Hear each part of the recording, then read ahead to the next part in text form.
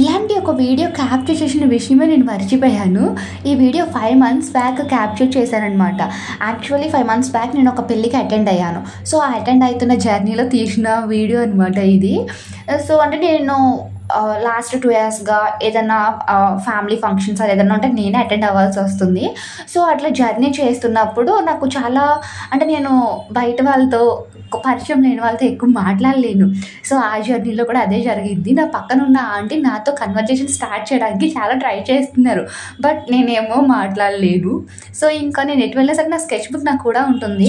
So sketch book open చేసి నేను already ఇంటి దగ్గర ఉన్నప్పుడే సాహస్ది పిక్చర్ అవుట్లైన్స్ అన్నీ కూడా డ్రా చేసుకున్నా.